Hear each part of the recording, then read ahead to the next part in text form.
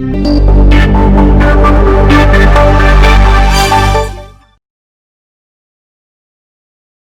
Friends, NK online learning में आपका स्वागत है। मैं हूं संजय गुप्ता और आप देख रहे हैं C language video series. Pointer and array समझने के बाद आप देखते हैं नेक्स्ट पॉइंटर को स्ट्रिंग के साथ कैसे यूज करते हैं। सो आपने देखा कि स्ट्रिंग जब मैंने आपको पढ़ाया था तो स्ट्रिंग भी सिमिलर टू एरे वर्क करता है। वहां सिर्फ स्ट्रिंग को टर्मिनेट करने के लिए हम नल कैरेक्टर एंड में यूज करते हैं।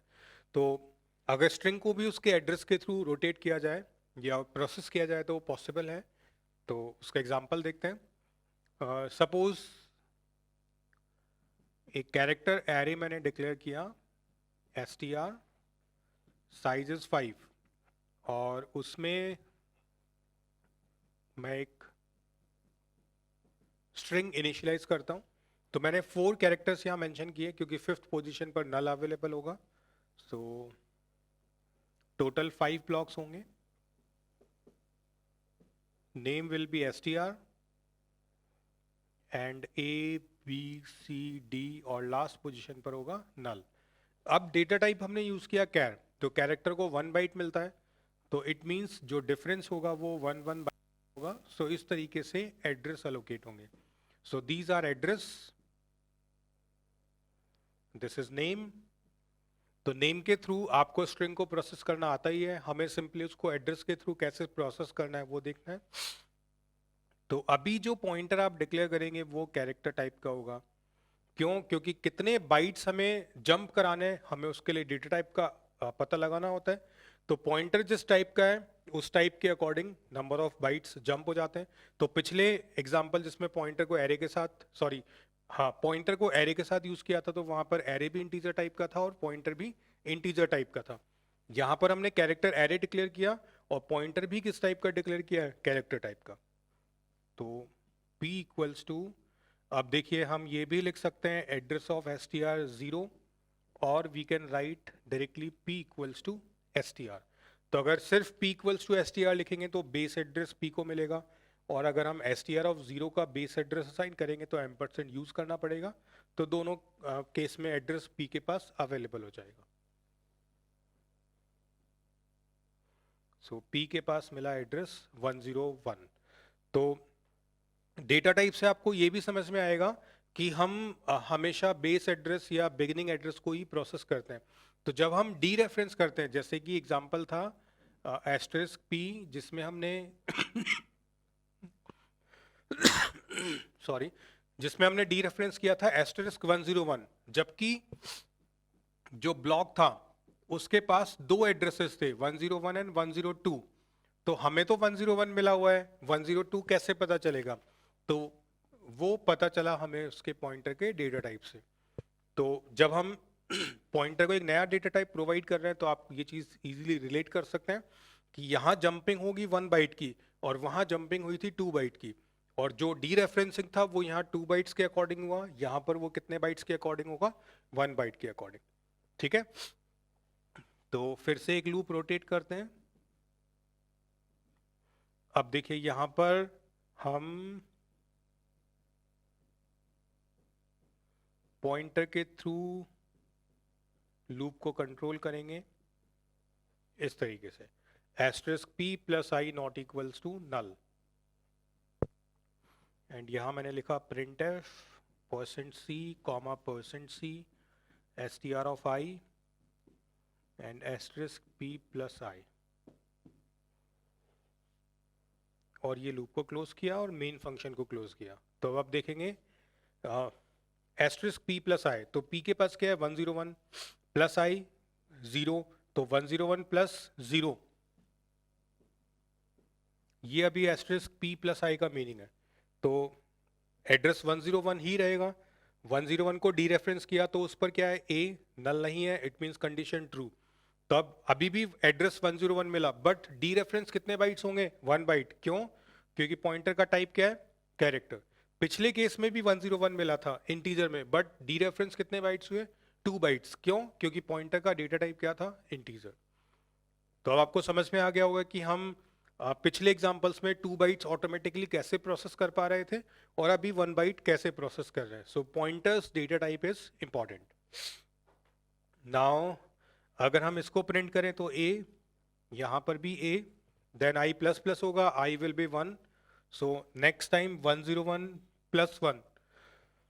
Now data type is character, तो 101 प्लस 1 विल बी 102, तो हमें 102 को डीरेफरेंस करना है, तो b प्रिंट होगा, then c, then d and then e.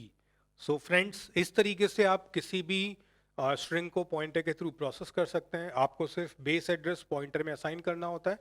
तो इस तरीके से आपने देखा कि हम पॉइंटर को नॉर्मल वेरिएबल के साथ कैसे यूज करते हैं, पॉइंटर को एरे के साथ यूज करना है तो वो कैसे पॉसिबल है, और पॉइंटर को स्ट्रिंग के साथ यूज करना है तो वो कैसे पॉसिबल होगा. अब पॉइंटर का जो रियल यूज है वो डायनेमिक मेमोरी एलोकेशन में आएगा. तो डायनेमिक मेमोरी एलोकेशन वाला लेक्चर अगर आप देखेंगे तो आपको समझ में आएगा कि हम पॉइंटर क्यों यूज करते हैं और बिना लोकेशन के नेम के हम एड्रेस को कैसे यूज कर सकते हैं. तो डायनेमिक मेमोरी एलोकेशन में आपको वेरिएबल का नाम नहीं मिलेगा, आपको सिर्फ मेमोरी लोकेशन का क्या मिलेगा, एड्रेस. तो जब वेरिएबल का नाम ही नहीं है और सिर्फ एड्रेस अवेलेबल है तो हमें फोर्सफुली क्या यूज करना पड़ेगा, पॉइंटर. तो इसलिए पॉइंटर का बेसिक अभी आपने समझ लिया. जब आप डायनेमिक मेमोरी एलोकेशन का लेक्चर देखेंगे तो आपको समझ में आ जाएगा कि हम पॉइंटर को इफेक्टिवली कैसे यूज कर पा रहे हैं. So now I am going to demonstrate you how string and pointers work. So in theoretical explanation, I explained you the working of string and pointer. So let's understand it practically. So first of all, I am going to include two header files.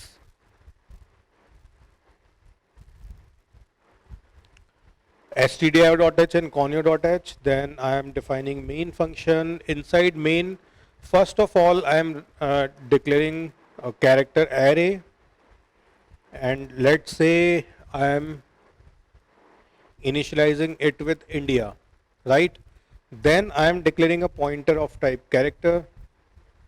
Then yeah, so p pointer is declared. So remember one thing, if your array is of type character, then you need to use pointer of type character.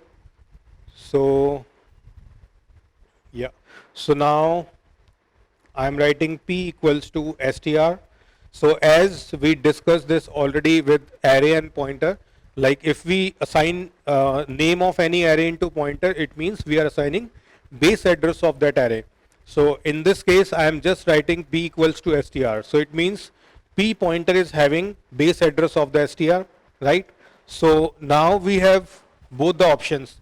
Either we can print the values through str array, or we can print values through p pointer, right?